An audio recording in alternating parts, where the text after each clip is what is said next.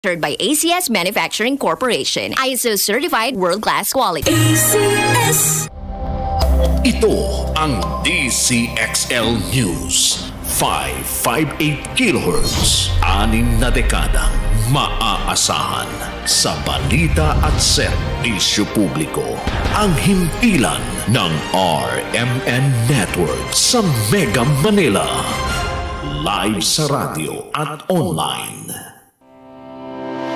Narito na ang isang programa para sa mga nag-iisip ng sariling negosyo o gustong matuto ng mga konsepto ng negosyo. Makinig sa Business Na! Matuto at isagawa. Magandang buhay at magandang kinabukasan. This is Renalyn Tan Castillejos. I'll be one of your hosts. I'm Professor Leo Makatangay. Business Na! Business Na! Matuto at isagawa ang Business Na. Hatid ng BCYF, St. Lucian College, Pampanga at ng DZXL 558 RMN Manila. Business Na! Matuto at isagawa.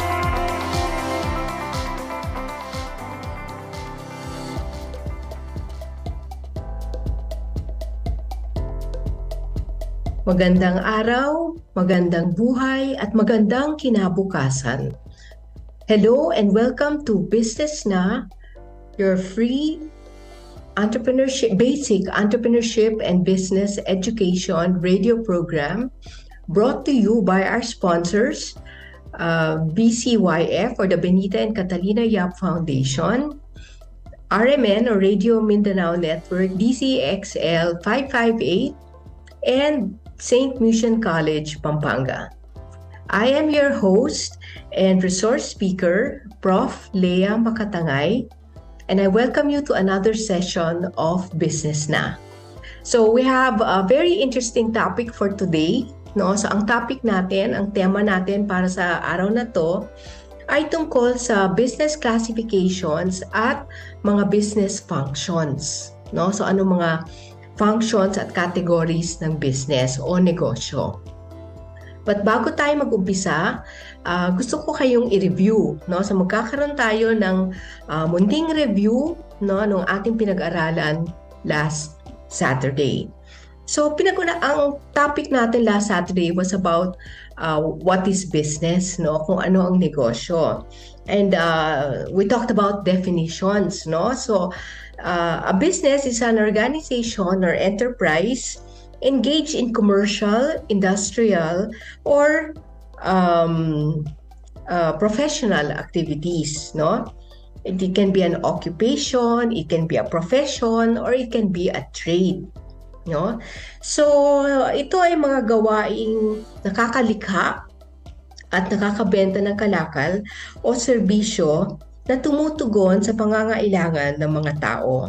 So, anumang gawaing pang-ekonomiya na may layuning kumita o tumubo ay pwedeng i-consider no, na negosyo o business. Of course, kailangan sana legal, no? Dapat legal at within the law, no? So, pero pang-ekonomiya, no? In other words, to be able to earn a profit. No? Kasi kung ang layunin is not to earn a profit, then perhaps it's something else, no? Hindi siya business. Pwede siyang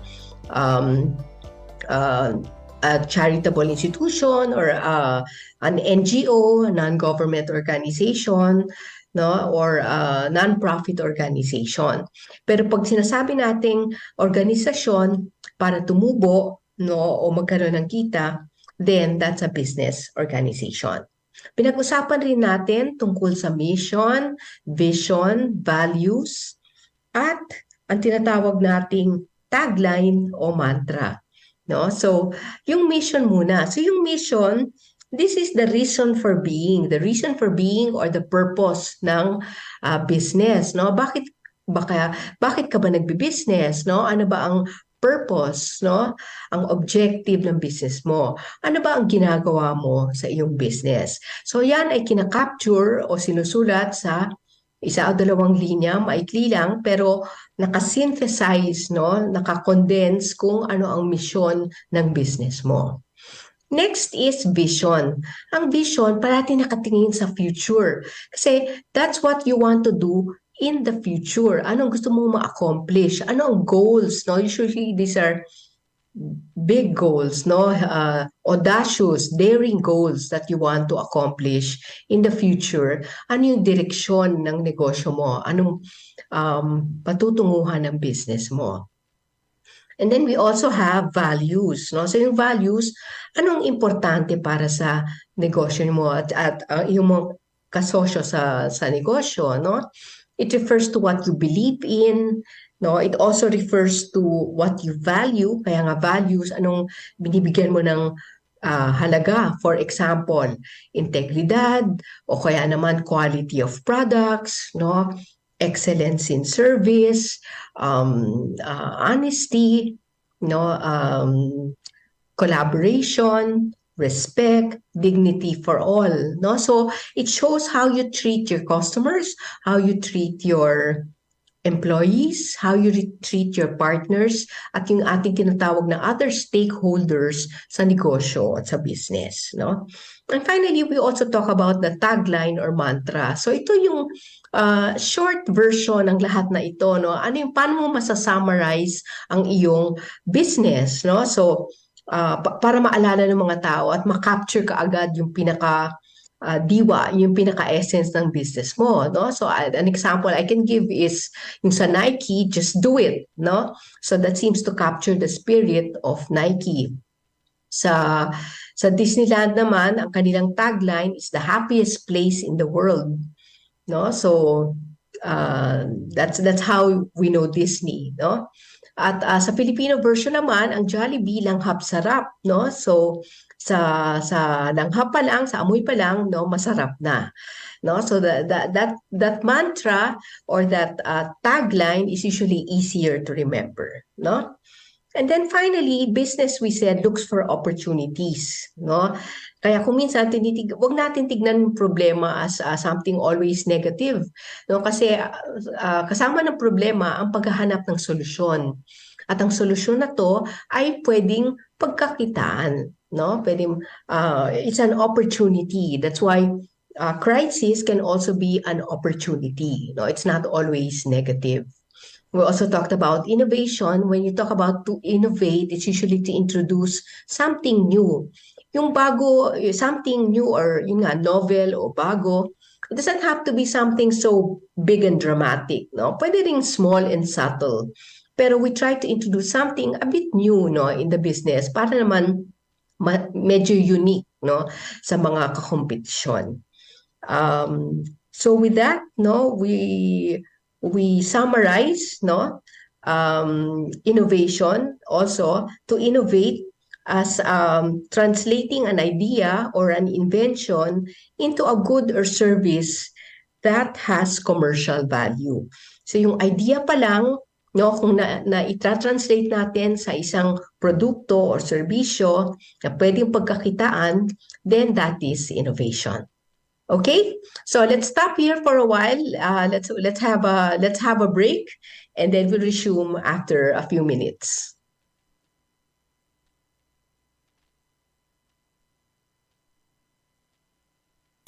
Sample Plus Gold. Ako si Morito na namamaga ang aking atay. Sa loob ng 2 linggo na paggamit ko ng Santon Plus Gold, nawala ang pamamaga sa aking atay. Maraming salamat sa Santon Plus Gold. Sample Plus Gold. Mas pinalakas, pinagaling, pinahusay. Sample Plus Gold. Mabibili sa mga butika. Mula sa #1 Smart Dishwashing Paste. Ang galing-galing mo! Smart dishwashing paste ko! Pritong ulam na masebo, plato o kaldero. Tanggaling for everyday. Ganyan pag Smart ang dishwashing paste. May double tanggaling formula. Tanggal galing ang sebo at bakterya. Bahid para walang bahid, linis fantastic sa metal at plastic. #1 ko to! Tanggaling-galing mo! Smart dishwashing paste. Heavy duty linis bawat pahid. Smart Dishwashing Paste, manufactured by ACS Manufacturing Corporation. ISO certified, world-class quality. ACS. Premium D3, ang bago. Laging sumasakit ang muscle ko sa legs. Hirap tuloy ako makapaglaro ng basketball. That's why I take Premium D3 araw-araw. Effective talaga. Subukan nyo. Mas pinalakas, mas epektibo dahil sa VCO at Moringa Oil. Mabibili sa mga butika. DZXL News. Ang himpilan ng RMN. Business na! Matuto at isagawa! Okay, so let's resume. As I said before, the topic is about business classifications and functions of business. No? So, umpisahan natin yung tinatawag na business classifications. No? So, ang business classifications, ito yung parang categories, no? Categories ng business, no? Paano natin kina-categorize ang ating mga negosyo. So definition. Business classification involves grouping businesses into different sectors based on the activities conducted by the business, no? So maraming klaseng negosyo, no? Maraming businesses, pero tingnan natin paano categorize, no? Paano ginugrupo, no, into the sectors or different sectors based on the activities na ginagawa sa mga negosyong ito. So, umpisahan natin sa manufacturing, no? Ang manufacturing ay ang paggawa, no, o paglikha ng mga goods, no? At ang mga goods na to usually they are tangible, no? Pwedeng hawakan, makita, no? Tangible meaning it can be captured by our senses, no? We can weigh it, no? Pwede amoyin, kung edible, pwede kainin, no? So we have consumer goods which are for retail, no? For consumer consumption, no? Consumer pag-consume ng mga tao, mga individual, no? And then we also have, so for example, shampoos, no?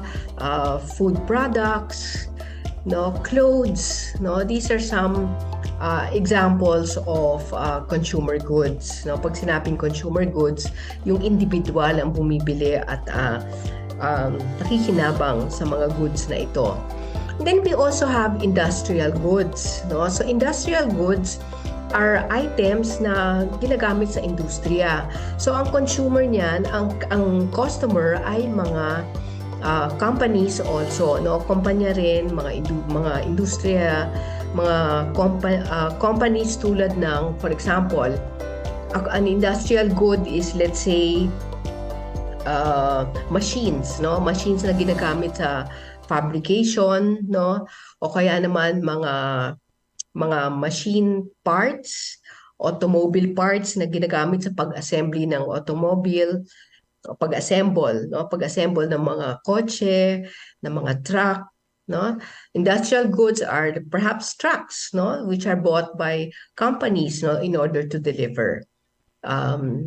Some examples of industrial goods are steel, no? So ang pagbili ng paggawa ng bakal, no? Na binibili naman ng mga kumpanya na gumagawa ng mga buildings, na construction companies that make houses and buildings and make use of these steel bars, no?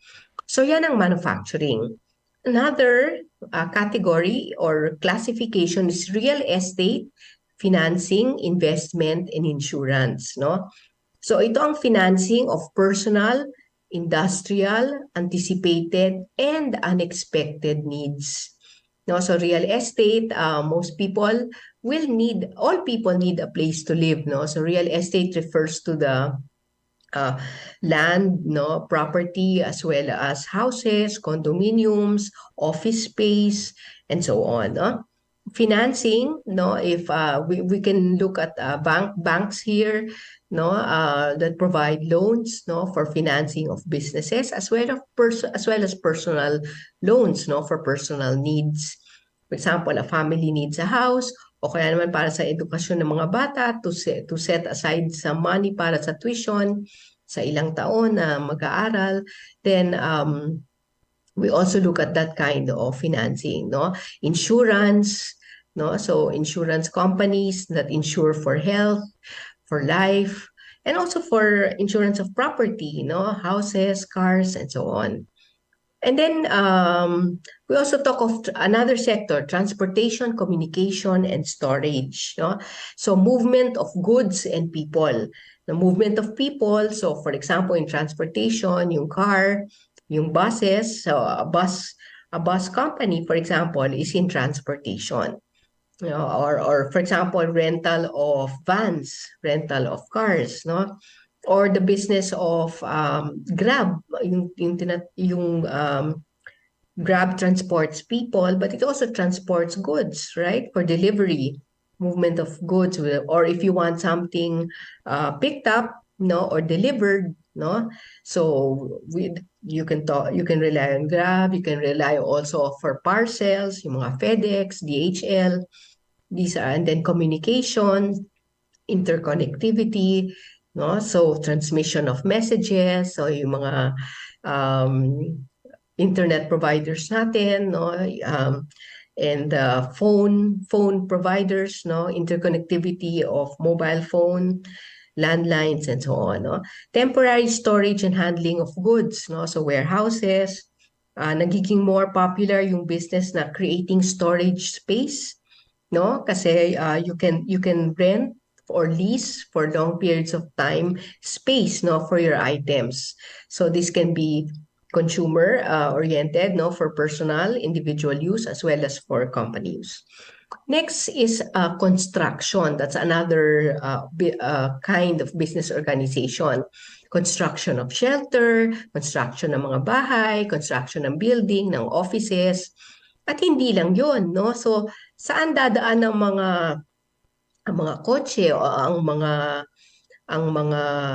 buses, no, or mga trains, no. So construction also of roads, of bridges, at kung minsan pati yung pagdaan ng tubig sa irrigation, no, that's part also of construction, no. And then we have business services, no. So business services, support services for business organizations, no.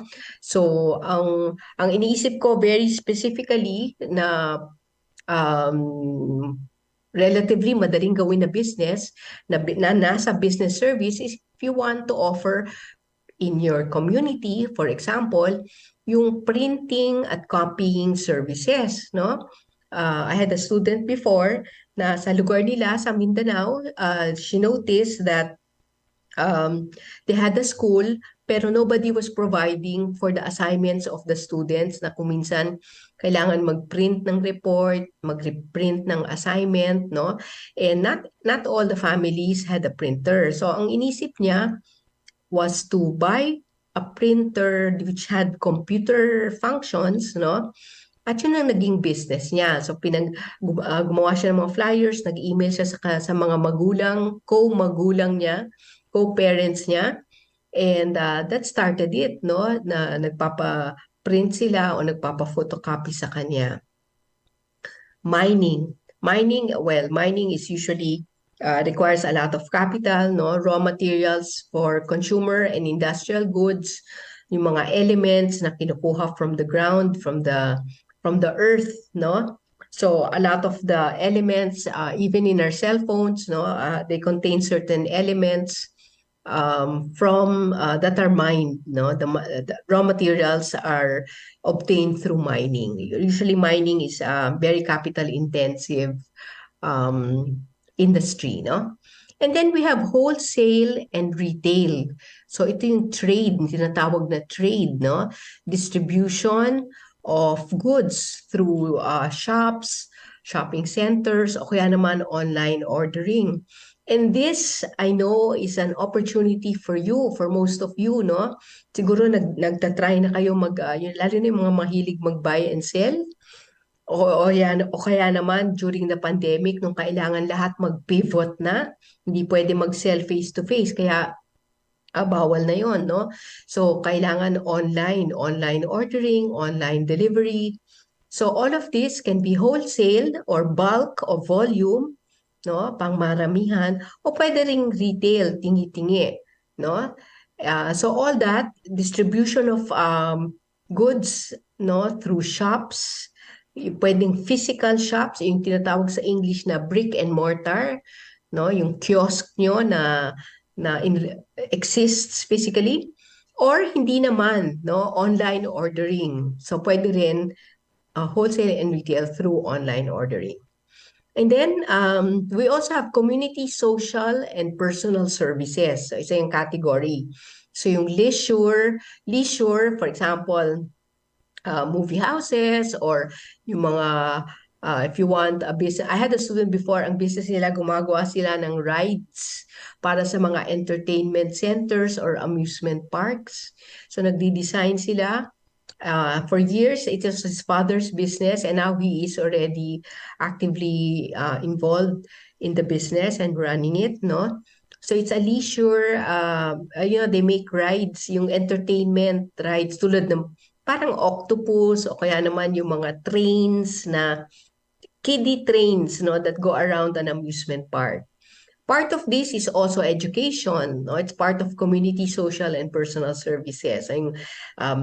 You can have, let's say, a kindergarten school, or you want to give lessons or training, lessons in Ikebana, kung yun ang iyong hobby or talent, and also training, no? And then health services, no? So nauso to sa lalo na during the pandemic, no, yung offering testing, no, testing for blood chemistry and all these laboratory tests, no, or testing for COVID, no, so that can also be health services and pharmaceutical or related health services, offering of related health services, no, for people, no, that they need, no. And then finally, agriculture, fishing, and forestry. So raw materials for consumer and industrial goods, no. So yung student ko noon, sinosource niya ang kanyang bangus, no, sa Sual, Pangasinan. Tapos ang raw materials ay bangus, no, milk fish.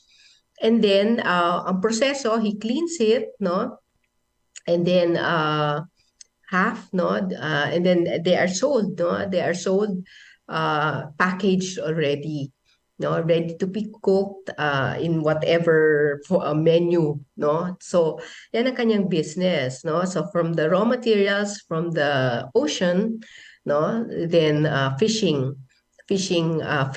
no, can be created into a consumer or industrial good, no, kasi pwede rin naman na ang customers mo are individuals, or they can be industrial, meaning supermarkets already, or grocery stores, no?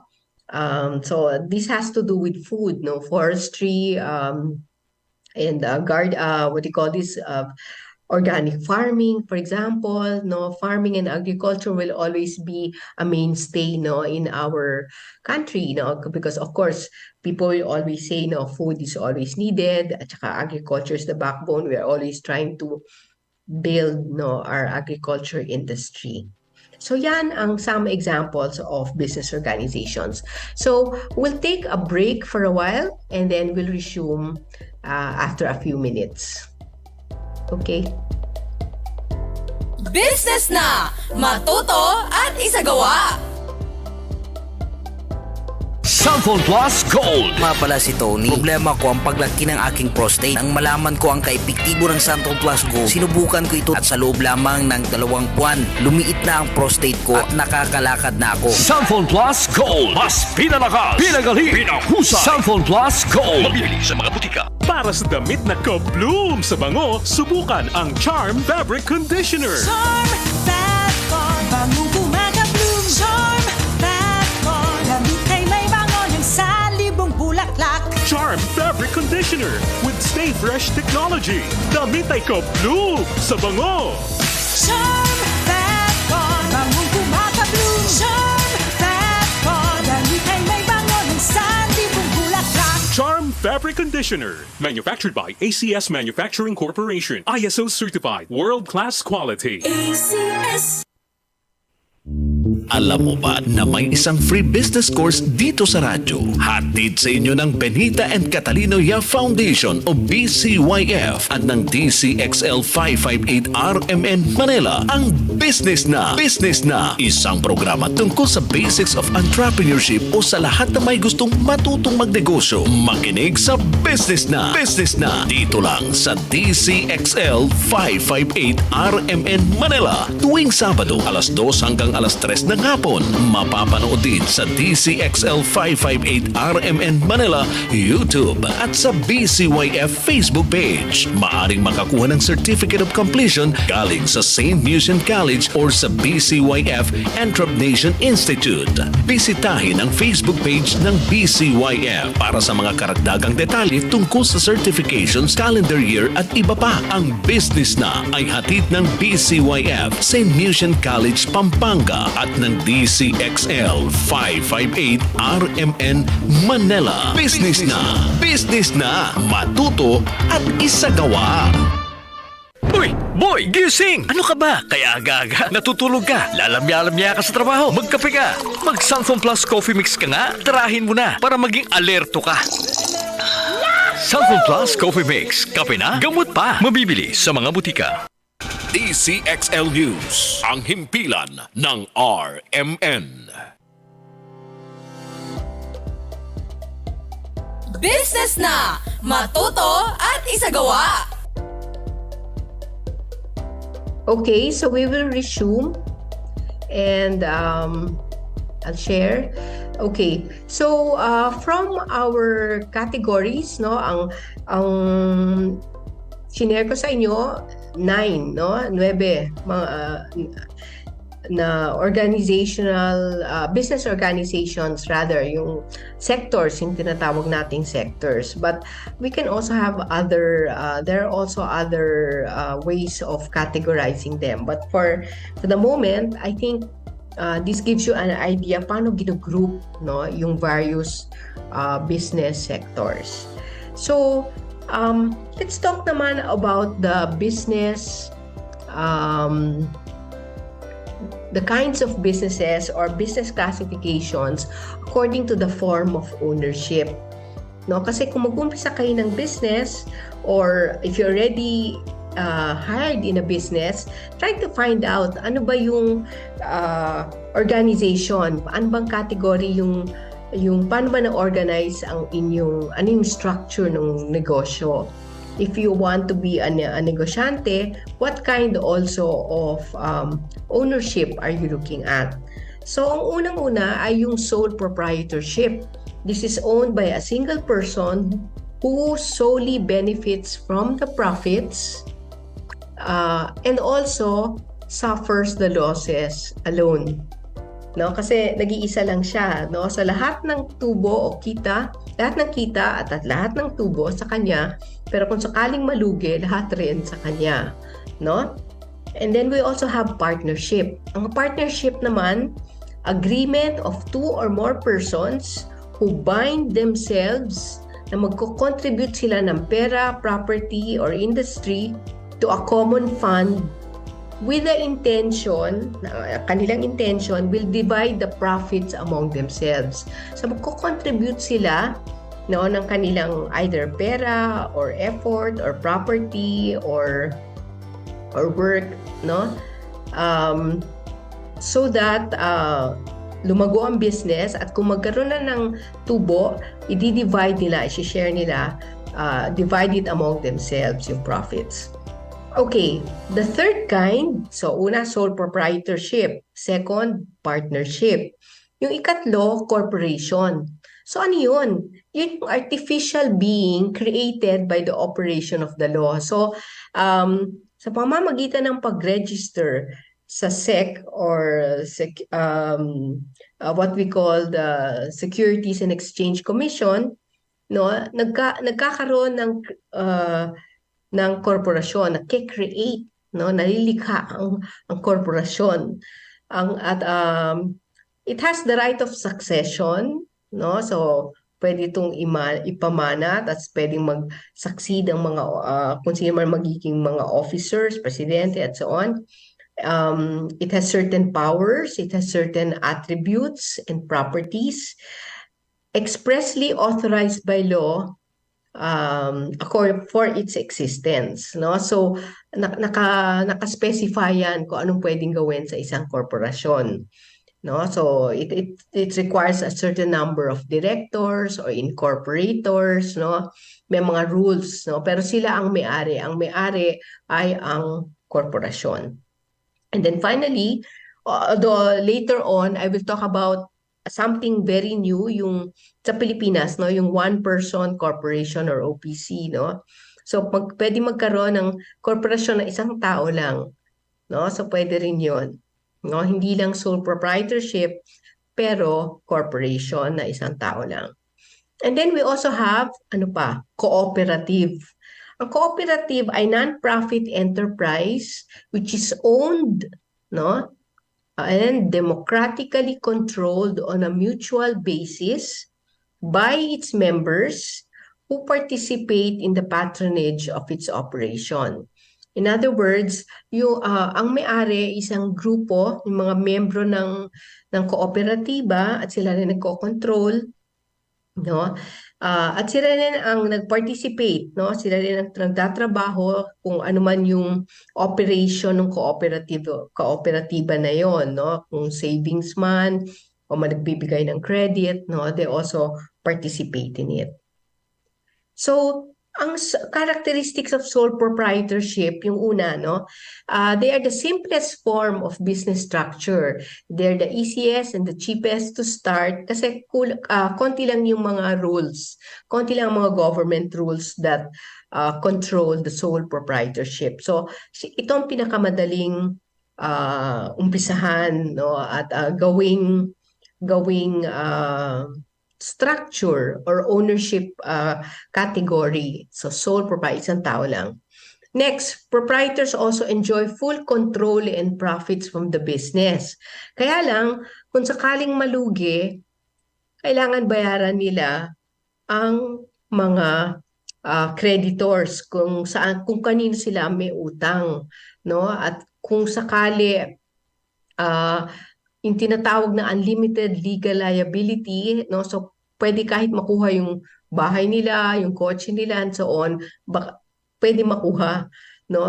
Basta lang mabayaran yung mga creditors o yung mga kinauutangan nila.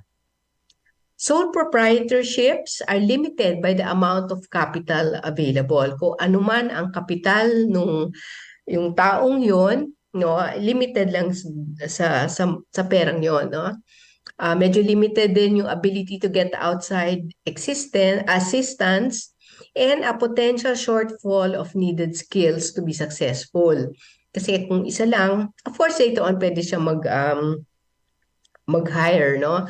Pwede siyang kumuha ng tutulong sa kanyang business. Pero kung minsan baka mangailangan siya ng mga tao kasi kung siya lang kulang ang skills, no. Ang isang tao hindi kaya lahat-lahat, no. So usually sooner or later we'll have to hire other people. Anong characteristics naman ng partnership, di ba? So partnership is arrangement between two or more people to oversee business operations and share its profits and liabilities. So may kasosyo ka, may ka-share ka. So, both sa kita at sa kung magkaroon ng liability o paglugi, no?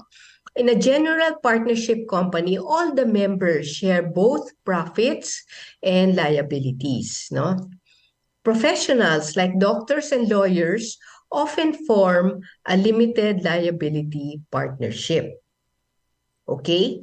So, yan ang example. O kaya accountants. I will give you as an example of a partnership. Yung SGV, yung Sisip Gores Velayo, which is very well known and among the largest auditing firms in the country. It's a partnership, no? Formed by accountants, no? Accountants, and those, they're called partners, yung accountants. Tapos yung mga partners na hindi accountants, they are called principals, no? There may be tax benefits to a partnership compared to a corporation. So baka mas beneficial ang tax rule sa partnership kaysa sa corporation. At tas yung characteristics naman ng corporation, it is a legal personality distinct from incorporators and shareholders. So yung nag-incorporate, yun yung mga taong nag-umpisa ng corporation. Tapos yung mga shareholders, sila yung bumibili ng shares o stocks ng korporasyon. Kung magde-declare sila ng shares or stocks, it's like buying ownership a little bit of the corporation. Yan pag sinasabing bumibili ng stocks, no?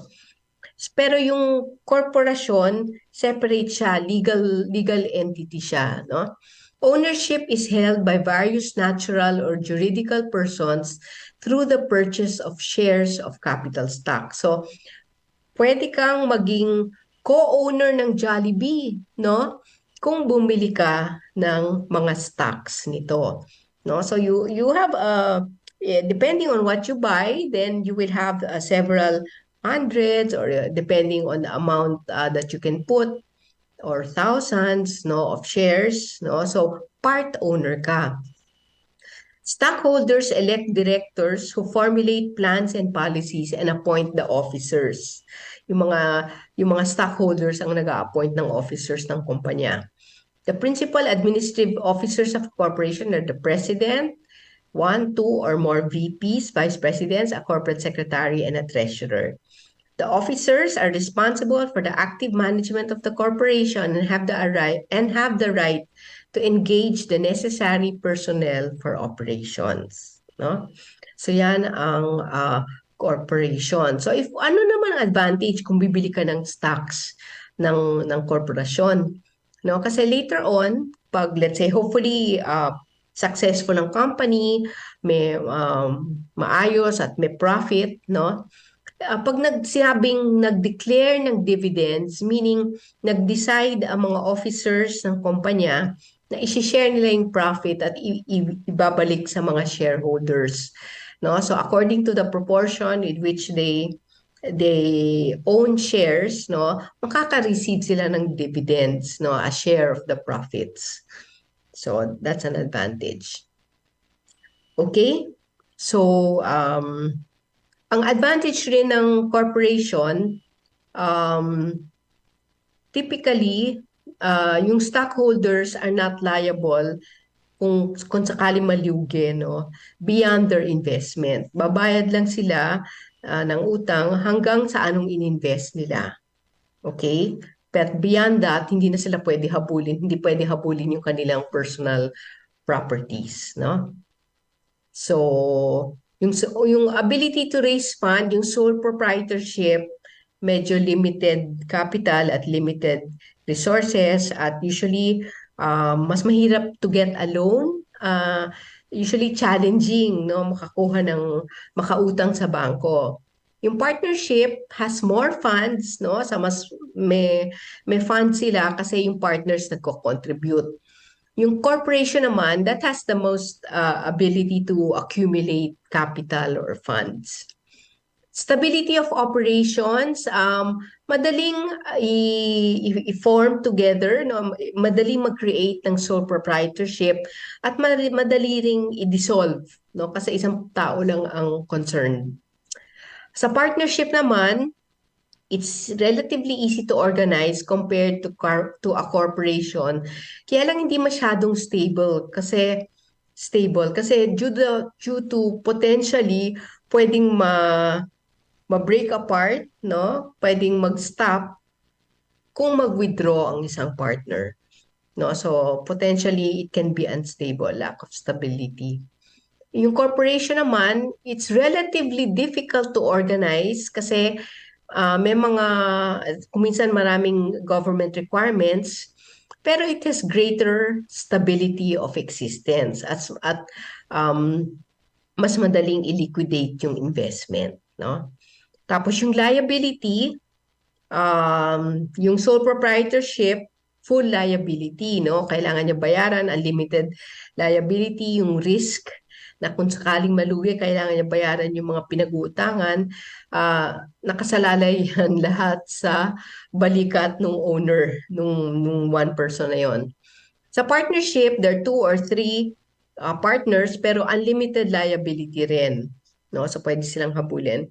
While yung stockholders nga sa corporation, they are not liable beyond their investment. So hindi sila pwede habulin, pwede sila habulin only to the amount that pinasok nila o ininvest nila sa kumpanya.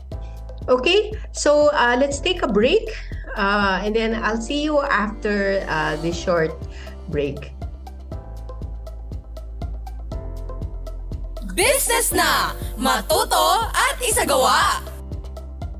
Premium D3 ang bago. Hi, ako si James. Hindi ko nagagawa maglaro ng basketball dahil mabilis sumakit ang aking muscles and joints. And I tried the Premium D3 at napawaw ako. Sobrang effective niya, guys. Mas pinalakas, mas epektibo dahil sa VCO at Moringa Oil. Mabibili sa mga butika. DZXL Kwarta Extravaganza. Narito na ang inyong pagkakataong manalo ng limpak-limpak na premyo mula sa ACS Kwarta Extravaganza.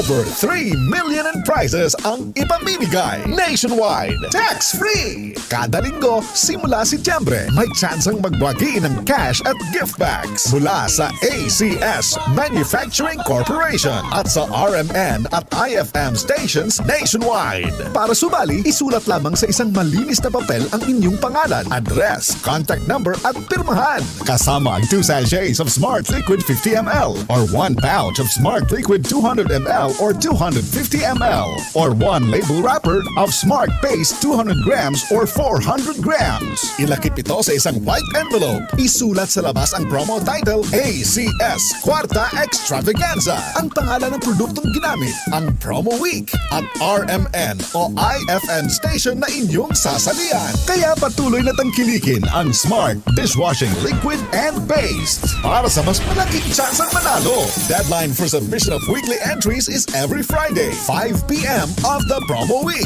ACS Kwarta Extravaganza 2023. Hatid ng RMN at IFM stations nationwide. Kwarta Extravaganza. See posters and print ads for details. For more information, visit facebook.com/ACS Kwarta Extravaganza and rmn.ph. Promo period is from September 16 to December 16, 2023. Per DOH, FDA, CCH, UHSRR permit number 0753, series of 2023. Hi, I'm Dulce, your Asia's power singing diva. From my Dulce Amor days to where I am now mentoring aspiring singers, I feel proud bringing honor to our country. At my age, I make sure I live fit and healthy with proper diet, exercise, and MX3 every day. MX3 is one of my instruments to complete the powerful rhythm and harmony of my musicality. Mahalagang paalala, ang MX3 capsule ay hindi gamot at hindi dapat gamiting panggamot sa anumang uri ng sakit. DZXL News, ang himpilan ng RMN. Business na! Matuto at isagawa! Okay, welcome back. And let's resume our lesson, our session for today. At ang pag-uusapan naman natin ay ang mga SMEs or and also MSMEs, which stands for Micro, Small, and Medium Enterprises. No? So I'm sure narinig nyo na yun,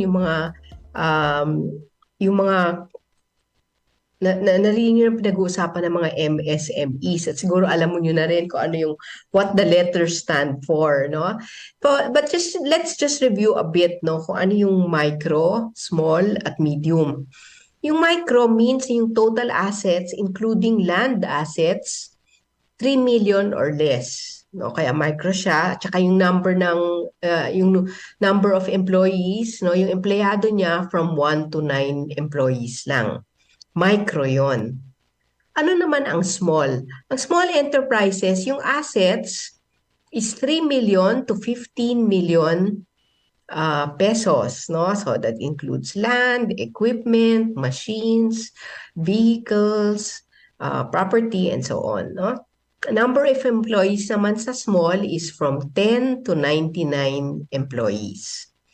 Ano naman yung medium enterprises? Ang medium enterprises, ang total assets including land is from 15 million and 1 pesos to 100 million pesos. At ang number of employees naman nito is 100 to 199.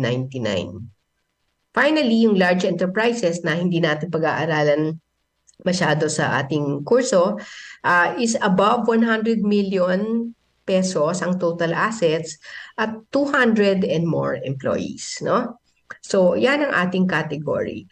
Now, you may know it already, but the MSMEs make up 99.6% of all businesses in the Philippines. No, 99.6. So halos lahat ng mga negosyo sa Pilipinas ay micro, small, and medium. No? So they contribute, yung SME, 70% of the jobs, but only 32% of the value. No? So kailangan mas greater yung value add, pero nakikita nyo na ang MSMEs, no, ang laki ng kontribusyon sa paggawa ng trabaho. Kaya if you are thinking of being a negosyante, no, na maging negosyante, that's also, of course, you will earn for yourself and your family, which is very good, but you also think of the possibility of creating jobs for other people. So napaka mahusay na objective rin yan. No? So, we need a vibrant MSME sector. No? Kaya narinig nyo, at saka yan rin yung purpose ng ating kurso, ng ating business na radio program, no? Para encourage kayo na magkaroon ng negosyo either as a sideline o gig o racket, no? Or as a full-blown business, no? A full-time business. Pwede pag-umpisa na sideline o gig o racket. Pero later on, sana, no? Hopefully with work and the guidance and mentoring and the effort and the capital, then umunlad siya, lumaki, mag-grow, maging full-time business. No?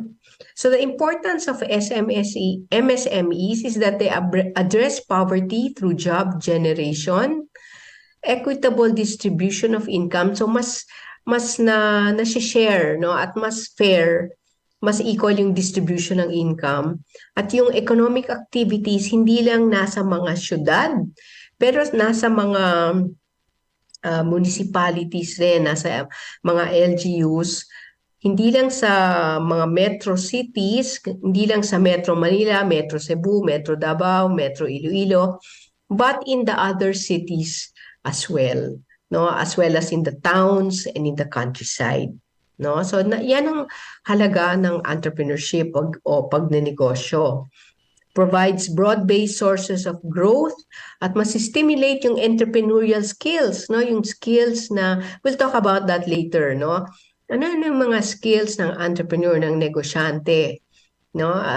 The skills and abilities, the traits, the characteristics, and talents. No? Yung mga negosyante na maliliit, pwede maging suppliers at providers ng support services ng malalaking enterprises. So for example, merong assembly plant ng Toyota or whatever car company, no? Yung mga so malaki ang Toyota. So yung maliliit na companies, pwede magkaroon ng, they can provide, they can be suppliers, they can provide supply. So may kumpanya na ang ginagawa lang nila, gears, no?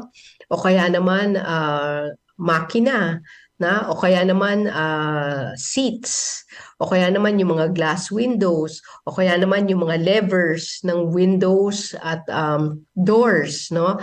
O kaya another corporation, gumagawa lang pinto lang, o kaya bubong lang, no? So that's a business already by itself, no? And they can survive by providing the larger enterprises or companies, no?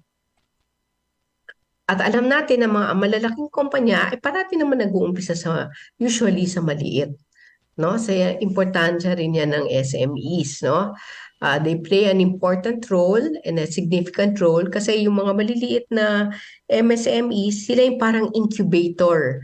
Kung ang baby na premature, when he's born premature, he's placed muna in incubator, where he's given special attention and medicine and care para lumakas at later on to grow on to a full-term baby and adult, no? So ganun din sa MSMEs, no?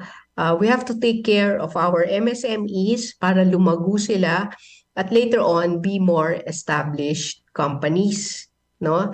That have a great role in the economic and social development of our country. No? What else? So we push the economy from the bottom, meaning from the MSMEs. Kasi parang pyramid yan eh. Mas malaki yung nasa ilalim, yung mga MSMEs, kaysa yung mga large na nasa top. So kailangan i-push natin yung mga nasa ilalim, bigyan ng atensyon, bigyan ng support, no?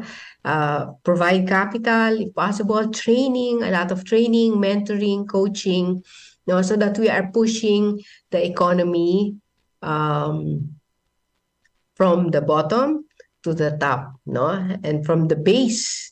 We push from the base, no. We don't just push from the top, but we also push from the base, and yun ang mga MSMEs. Okay, so we'll take a break again, and then I'll see you for our last last part of our session for today. So just a while. Business na! Matuto at isagawa! Premium D3 ang bago. Ako si Ira. Pag call center agent ka, dapat healthy at energetic palagi. Malaking tulong sa atin ang Premium D3. Iba ang liksi at energy na bigay nito sa katawan. Mas pinalakas, mas epektibo dahil sa VCO at Moringa Oil. Mabibili sa mga butika. Si Mommy at si Washing Machine believe sa Pride Washing Machine Detergent. Hello, Washi! Hello, Mommy! Laundry day na naman! Ready ka na sa mancha, chocolate, putik, libag? Kaya yan ang Pride Washing Machine Detergent. May triple stain-away formula. Tanggal ang makapit, malikit, at malupit na dumit mancha. Easy ang labada. Mula noon hanggang ngayon. All you need is pride. All you need is pride. Pride Detergent, manufactured by ACS Manufacturing Corporation. ISO certified, world-class quality. ACS. DZXL News, ang himpilan ng RMN. Business na! Matuto at isagawa! Alright, so welcome back. And what we'll have now is an introduction to functions of business, no? Hindi natin matatapos ang buong tema na to or topic na to, but it's like an appetizer, no? O tinatawag na starters kung minsan, no? It's like an introduction to this topic. Kung ano ba yung mga business functions, no? So, yung mga business functions, no, are composed of tinatawag na core business functions, and then we also have what we call support functions, no? So every organization launches with a goal of providing a product, a service, or a collection or combination of products and services to the customers and or the clients, no? So yung pinaka-importante o yung overarching function of a business is to fulfill its reason for existing. Kaya napaka-importante nga yung mission. Dapat alam mo bakit ka nasa business, bakit ka nagnenegosyo, at ano yung goal ng business mo, no? What these items are sa yung objectives ng business mo at ang functions ng businesses and how they are prioritized can vary from one business to another. So, business functions, so mag-define tayo.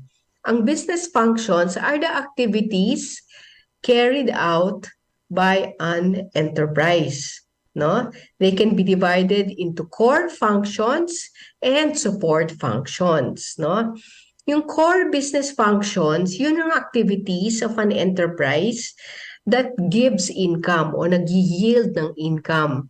Yung core businesses, sila ang nagbi-bring in ng revenue o kita, no, sa kumpanya o sa business o negosyante, no? The production of final goods or services intended for the markets. Okay? So, sa mga business functions, maraming business functions, but we have three Kailangan nyo maalala to kasi they have to be present. These three have to be present in all business organizations, no? And those three business functions, you can call them FOM, finance, operations, and marketing. So yun yung core. But we also have well, actually, we have several. We have more than three. I just mentioned some of them, no? Yung administrative function, yung transportation and distribution service function, and then finance function, human resources function, and then we have the ICT function or information and communication technology function. So napaka-importante yan, no? ICT deals with communication. You know naman how digital, we are moving towards greater digitalization, no? Na we are able to carry out business processes through our digital capabilities, no? Kaya napaka-importante to be digitally literate, no? Alam natin how to, of course, how to work on a computer and then how to use the interconnectivity, how to work in the internet, yung interconnectivity apps, platforms, yung tinatawag na gano'n, no? So, that's a function, no? Pag sinabing human resources, yung sinabi ko kanina, that deals with people, how to handle people, how to maximize, no, them, so that they're able to contribute for the betterment of the company, pero sila rin ay masaya at they are remunerated fairly and they are also taken care of, no? So ang pinaka-importanting resource ay always the human resources, no? And sometimes also the most difficult to handle, no? And then we have the marketing function, as you know, how to bring the product to the market, to the clients, no? So we'll talk about that more, no? But marketing talks about promoting the product, selling it, creating relationships with various stakeholders, but especially the clients and the distributors and those in the supply chain, no? In the value chain. Sales function, very much related to marketing, no? So it's all about sales and getting the product to the customer, no? Production or operations function, very important sa FOM. It's one of the three core functions, no? So it involves making the product or making the service, no? The operations that are involved in creating the product and delivering the service, no? Research and development function. So, importante rin to kasi the life of a company is very much dependent also on its ability, no, to be able to make new products. Hindi pwede yun at yun rin for years and years kasi kung minsan, of course, there's some products that can last years, no? For example, we were talking about it before, some chocolate bars have been around for years, no?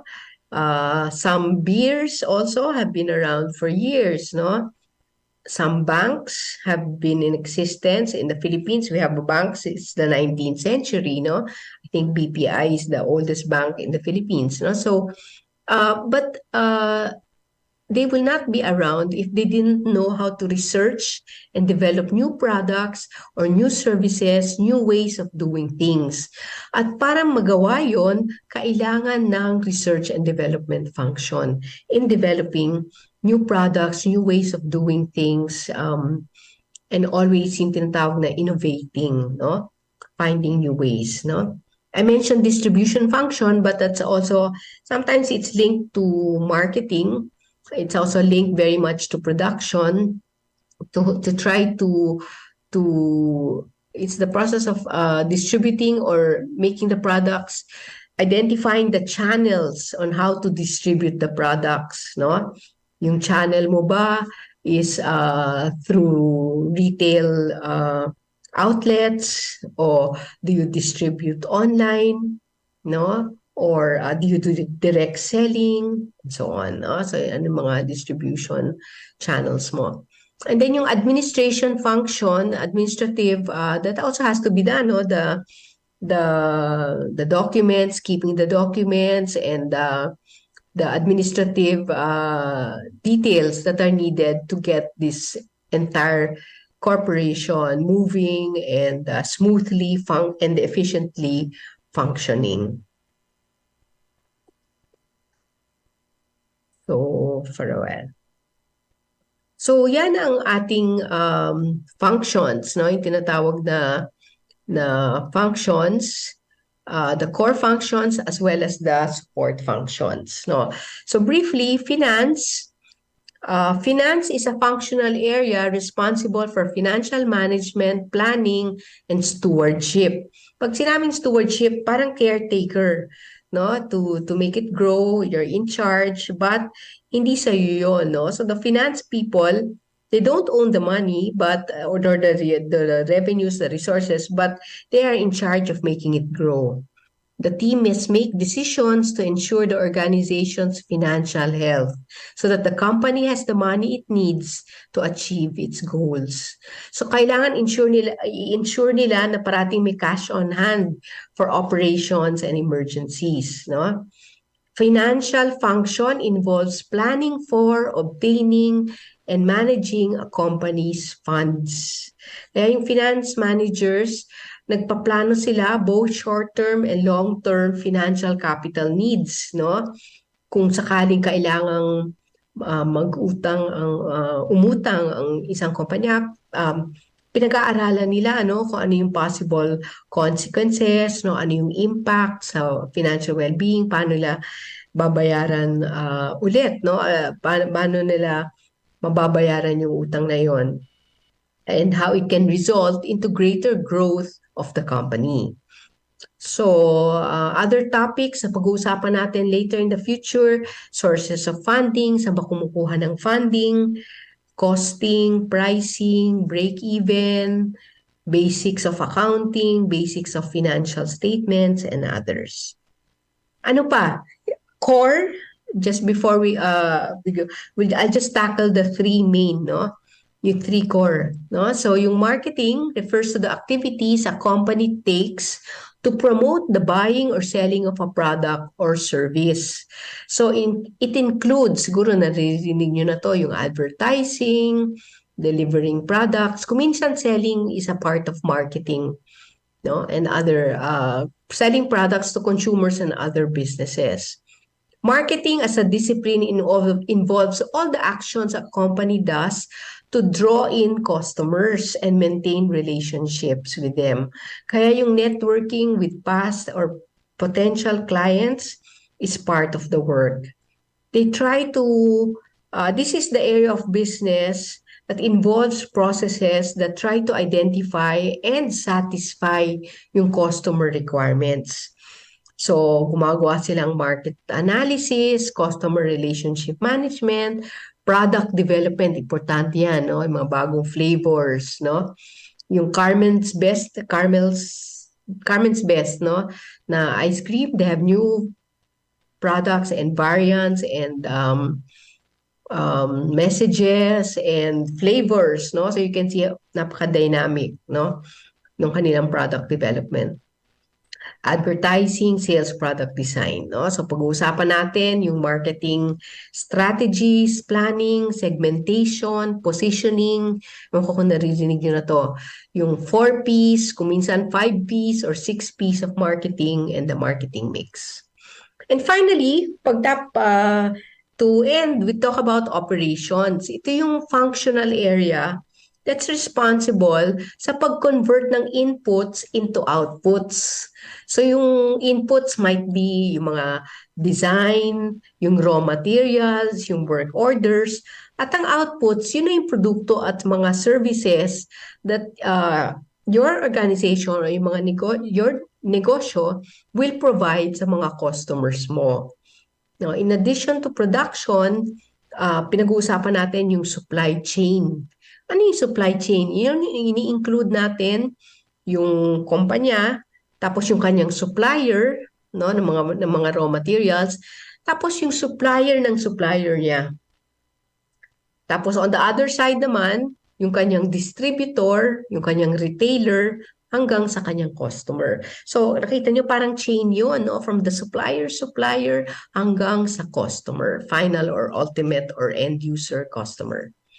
So anything, all the operations involved, no, that helps you produce and deliver your product or service, no? But most initiatives or operations will involve your systems, your processes, your technologies, and your personnel. So these 4 main areas will keep your business running smoothly and allow you to generate income. Okay? So yan ang ating session for today. So it was about business classifications and an introduction to the business functions, no? So I hope you learned everything, and if you want to get a certificate, pakilagda ang inyong real full name sa comment section sa FB page ng business na, yung community account o community page ng business na, or ang FB page ng BCYF or Benita at Catalina Yap Foundation. All right, so with that, I want to thank you and thank you for listening. I hope you learned a lot today. So muli, magandang araw, magandang buhay, at magandang kinabukasan. Until next week, this is Prof. Dea Makatangay telling you, let's do it with business na. Okay, bye-bye. Business na! Matuto at isagawa! Premium D3 ang bago. Laging sumasakit ang muscle ko sa legs. Hirap tuloy ako makapaglaro ng basketball. That's why I take Premium D3. Araw-araw, effective talaga. Subukan nyo. Mas pinalakas, mas epektibo dahil sa VCO at Moringa Oil. Mabibili sa mga butika. Boom! Papaya! White Rose Papaya! Yeah, yeah, yeah! Boom! Butika! In 7 days, oh yeah, yeah, yeah, yeah, yeah, yeah! White Rose Papaya! New White Rose Papaya! May double whitening ng papaya extracts and vitamin B3. Clinically proven magpaputi in as early as 7 days with regular use. Boom! Butika! White Rose Papaya! Yeah, yeah, yeah, yeah, yeah! Papaya puti, papaya fast. White Rose Papaya with vitamin B3. Manufactured by ACS Manufacturing Corporation. ISO certified world-class quality. ACS! DZXL News Break. DZXL News Break.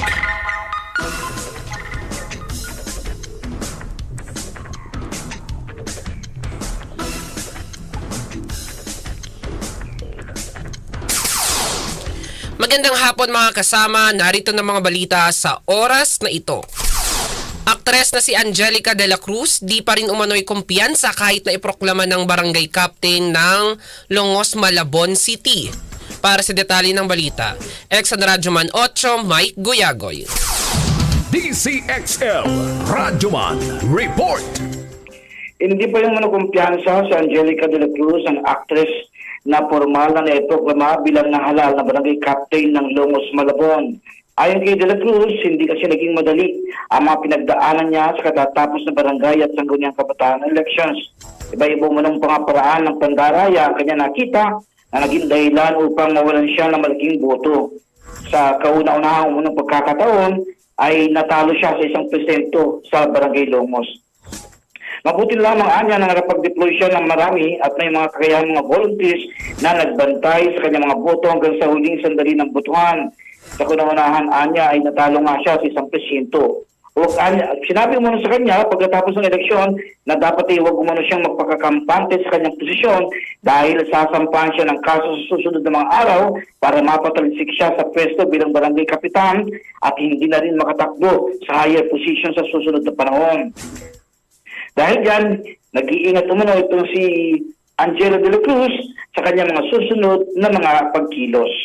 Kasama sa Malabon City, Radyoman 8, Mike Guyagoy, RMN, DZXL 558. Samantala, nakipagpulong kay San Jose del Monte, Bulacan, Mayor Arton Robes at Congressman Florida Robes ang isang consumer advocacy group kaugnay sa problema ng supply ng tubig sa syudad. Idinudulog din ng grupo ng Maralitang San Joseño sa mga opisyal ang problema sa water interruption at mahal na water services sa lungsod. Anya, importante na makipagpulong sa alyansa ng Maralitang San Joseño na mapag-usapan ang mga nakakaalarmang problema sa tubig na labis nakakaapekto sa residente ng San Jose. Nangako naman si Congresswoman Florida na magsusulong pa ng mga batas para maprotektahan ng mga consumer at masiguro ang maayos na water service sa SJDM. Giit ng kongresista na patuloy na makikipag-ugnayan sa mga ganitong grupo upang mas maging tiyak ang mga isusulong na batas hinggil sa supply ng tubig sa lungsod sa mababang kapulungan. Nangako rin ang SJDM City Government na makikipag-ugnayan ito sa water concessionaires para maibsan ang problema ng mga residente sa supply ng tubig. Kaugnay nito, nagpasalamat ang presidente ng grupo na si Diane Dagarino kay Mayor Arthur at Congressman Florida dahil sa pagdinig sa kanilang mga problema at issue sa tubig sa lalawigan. At iyan ang mga balita sa oras na ito. Ako ang iyong radyoman, Ryan Reloban ng DZXL 558. Tatak RMN. Oras mga kasama, 3:14 na magandang hapon. That time check was brought to you by ACS Manufacturing Corporation, ISO certified world-class quality. ACS Premium D3 ang bago. Hi, ako si Natalie. Almost 4 weeks na ako ngayon sa D3. Feeling ko, lahat ng sakit ko nawawala. Di na sumasakit yung bewang ko. Sulit talaga ang Premium D3. Mas pinalakas, mas epektibo dahil sa VCO at Moringa Oil. Mabibili sa mga butika. Para di madaling masira ang ngipin ng pamilya, ngayon pa lang. Unique toothpaste for brushing every after kumain. Dahil ang Unique toothpaste, may Max Protect formula. Ngipin ay Max Alaga, Max Protektado pa.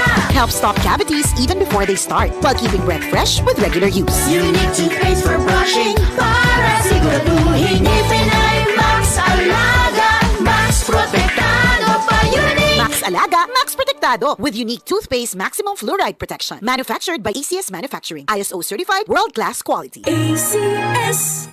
Para di madaling masira ang ngipin ng pamilya, ngayon pa lang. Unique toothpaste for brushing every after kumain.